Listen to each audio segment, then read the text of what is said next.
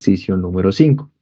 Este es un ejercicio también en el espíritu experimental de tomar unos cuantos datos, graficar y sacar conclusiones acerca, en este caso, de la pendiente. Entonces, en este ejercicio ustedes deben acceder, allí tienen el enlace de un simulador. Apenas acceden al enlace, les va a aparecer así el simulador. Al hacer clic aquí en este botón, allí también se les indica que deben hacer clic en este botón, entonces se les va a desplegar esta configuración, donde vamos a tener tres cargas positivas. Identifiquemos aquí los elementos. Tenemos tres cargas positivas sobre el eje X. El eje X, aquí nos dan la escala, está en metros. O sea que cada división de escala corresponde a un metro. Tenemos máximo 10 metros a lo largo del eje X. Tenemos el eje Y que también me mide distancias. También me dice que la escala está en metros. Tenemos positivos máximo 4 metros, negativo máximo 4 metros. O sea, 4 metros hacia arriba del cero, 4 metros hacia abajo. Ya tenemos allí identificada la escala. Metemos un poquito acá.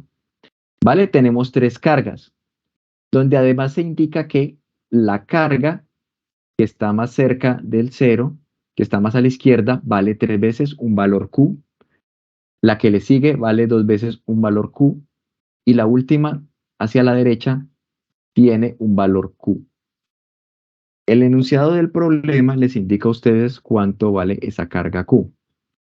Espera un momentico. Vamos a descender hasta el ejercicio 5. Aquí, en esta parte, dice que la carga Q, en el paso 4 dice que la carga Q equivale al valor de la carga de un protón. Mientras que las tres partículas tienen la misma masa y aquí está el valor de la masa de las tres partículas.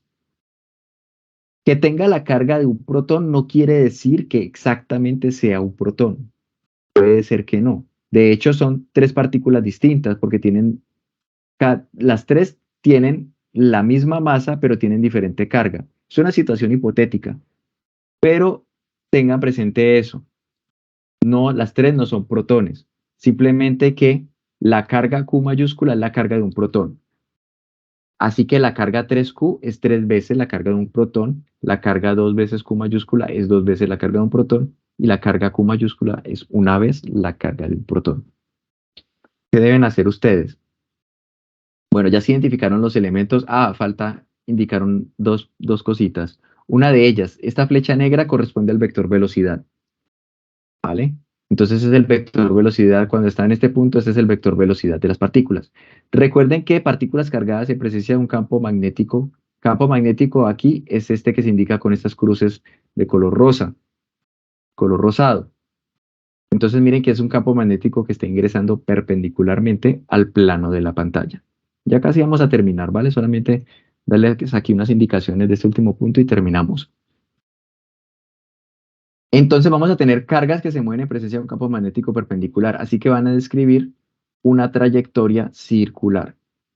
Como se ve al darle play, al darle clic aquí en play, vamos a ver las trayectorias que describe. Como tienen diferente carga, la misma masa pero diferente carga, entonces cada una de ellas va a describir una trayectoria distinta. Cada una de ellas va a tener un radio de curvatura diferente. Entre mayor sea la carga, el radio de curvatura va a ser menor.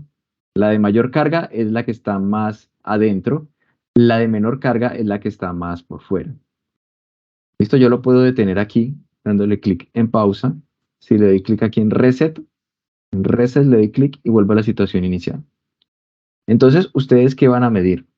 Para decirles de manera breve. Ustedes van a medir, van a darle play y van a hacer pausa aquí en esta primera situación. ¿En qué situación di pausa? Aquí, cuando se detiene esta primera carga, cuando me completa un círculo completo, ¿vale? Cuando ella describe un círculo completo. Y con ello mido este tiempo. Este tiempo, como ella vuelve a la situación inicial, lo voy a llamar periodo. Entonces ustedes van a llenar esta tabla. Esta tabla en la primera columna tiene que ver con los valores de la carga. Entonces miren, el título de la columna me pide calcular el valor de la carga. La primera va a ser la carga de un protón, la segunda va a ser 2 veces la carga de un protón y la tercera va a ser 3 veces la carga de un protón. La segunda columna significa dividir 1 entre cada una de estas cargas. Entonces en esta primera fila divido 1 entre Q mayúscula, en esa segunda fila 1 entre 2 veces Q y en la tercera 1 entre 3 veces Q mayúscula. Con eso completo la segunda columna. En la tercera columna, entonces ya registro los valores de periodo, o sea, los tiempos que tardan en completar un círculo completo. Vimos en la simulación, por ejemplo, que el periodo para esa carga 3Q, el periodo es el tiempo que me aparece acá, que es 2.10 segundos. ¿Vale? Entonces ya aquí les estoy dando el primer tiempo. Bien. Entonces,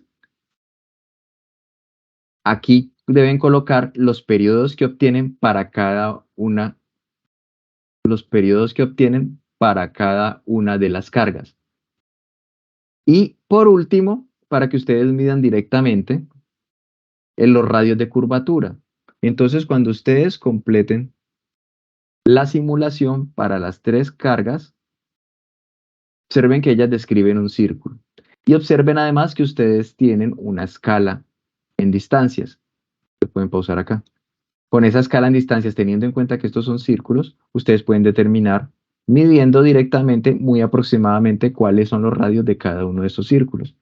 Entonces también están realizando un proceso de medición, ¿vale? Es para que ejerciten también allí procesos experimentales muy, muy simples, pero ya los están ejercitando allí en este ejercicio. Entonces con ello colocan los radios de curvatura. Ahora, ¿qué deben realizar? Aquí se les pide, paso 5, graficar T versus el inverso de la carga. Solamente tienen 3 puntos porque solamente tienen 3 filas. Entonces es graficar T que esté en el eje vertical, en el eje y el inverso de la carga que esté en el eje X o eje horizontal. Eso es realizar un gráfico en Excel, un gráfico de dispersión. ¿Vale? Es realizar un gráfico en Excel para que ustedes también tengan presente cómo realizar gráficos en Excel cuando tienen tablas de 2 columnas. Entonces miren qué se les está pidiendo graficar contra qué. Y son 3 punticos. Es una tabla muy sencilla. Pasan Excel y realizan el gráfico. Y entonces aquí ya vienen las preguntas de análisis. Se puede mostrar que esta es la relación para el periodo en función del inverso de la carga. Vamos de nuevo a la presentación. Bueno, aquí estamos en la presentación, perdón, pensé que estaba en la guía. Pero esto es lo mismo que se les pregunta en el anexo. Bien, porque aquí tomé las pantallazos del anexo. Miren esta relación entre el periodo y el inverso de la carga, que es lo que se les pide aquí calcular el gráfico. Entonces, esta relación, aquí se les da una ayuda. Y se les da una ayuda con colores más aún. Se les pide comparar esta expresión con la expresión general de la fórmula de una recta que pasa por el origen. Miren los colores, hagan la equivalencia. Donde m, aquí se dice que es un número constante, pero les voy a dar una ayuda adicional. M es la pendiente de esa recta. De esta fórmula general, esa es la fórmula de una línea recta cuando yo grafico y versus x, donde m es la pendiente. Entonces haga la identificación con colores. ¿Qué sería la pendiente en este gráfico? Y entonces se pide determinar si ustedes grafican, si encuentran un comportamiento como el esperado. Y en la guía se les da una ayuda adicional. ¿A qué se refiere con comportamiento? ¿Tiene sentido el comportamiento de la gráfica?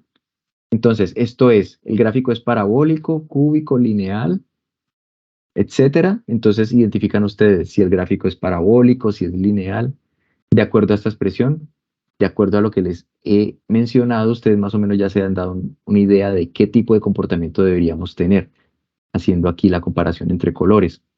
Cuando yo grafico T versus 1 sobre Q, ¿qué es lo que se les está pidiendo? ¿Qué es lo que se les está pidiendo que grafiquen? Entonces, después de ustedes responder, si el gráfico tiene el comportamiento esperado por la fórmula, de acuerdo a la fórmula, se les pide determinar la pendiente del gráfico. A partir de la pendiente del gráfico, determinar el campo magnético, considerando que la masa es la misma. Entonces, ahí nos falta una vez la fórmula de la pendiente, disculpe. ¿cómo? Normalmente no tiene una B donde se corta el Y con el X. Ahí Y igual a MX por Pero B, como ¿no? les dije, esta es la fórmula para la recta que pasa por el origen. O sea, B es igual a 0. ¿Listo? Esta es para una recta que pasa por el origen. Entonces, si no hay término independiente acá, quiere decir que debería ser, o sea, esta fórmula es la de una recta que pasa por el origen, ¿vale? Entonces, hago la comparación con esta. No siempre tiene que aparecer. Si no aparece B, es porque B es igual a 0. Sigue siendo una recta, pero B es igual a 0. O sea, es una recta que pasa por el origen. Que pasa por el origen, que pasa por este punto, pasa por ese es el origen de coordenadas. O sea que la altura B es igual a 0. ¿Listo? Entonces aquí tenemos una expresión simplemente para darles unas indicaciones adicionales. Si tenemos, supongan que tienen acá una expresión para una línea recta, la pendiente yo la voy a llamar aquí P, la estoy colocando en amarillo, y hagamos la comparación con la fórmula que tenemos para el periodo de ese movimiento circular. Entonces hagan la comparación, miren que aquí les estoy encerrando lo que sería la pendiente. Ah, bueno, entonces, si la pendiente me da un valor numérico, son valores que dan más o menos de este orden de magnitud, más o menos les dan parecidos a estos valores. Si hacen en Excel, ustedes el gráfico, deben obtener la línea de tendencia. Entonces, eso es algo que deben averiguar. ¿Cómo obtener el valor de la pendiente de un gráfico en Excel? Entonces, deben calcular la línea de tendencia. Entonces, aquí les voy a colocar como tarea, voy a colocar la tarea, averiguar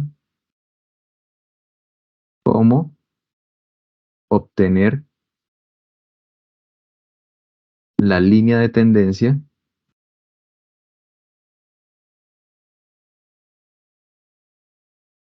de un gráfico en Excel. Es fácil, son 3 pasos que tienen que hacer allí, 3 clics con el mouse. Y la ecuación, entonces obtener la línea de tendencia y la ecuación de dicha línea.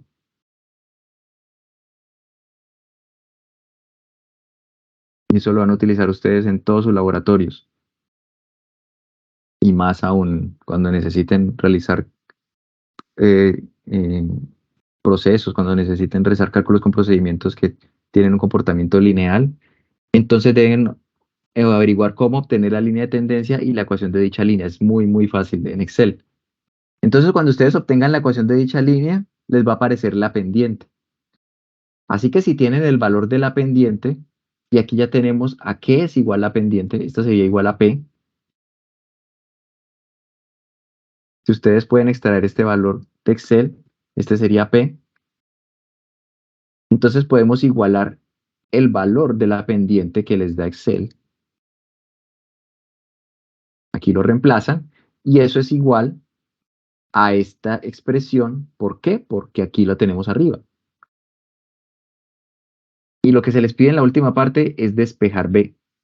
Ya se tendría el resto, se tendría la masa, se tendría la pendiente que la da Excel, solamente despejar B. Y esa sería una manera de calcular el campo magnético si se desconoce. Conociendo, pudiendo calcular, pudiendo realizar el cálculo que piden. Si se puede, si se conocen las cargas, si se pueden medir los periodos, si se conocen las masas, se podría obtener el campo magnético. Entonces, esto es un ejemplo muy sencillo, naturalmente, es un ejemplo simulado, un ejemplo muy simple, pero donde se puede determinar de manera indirecta cantidades desconocidas en un experimento.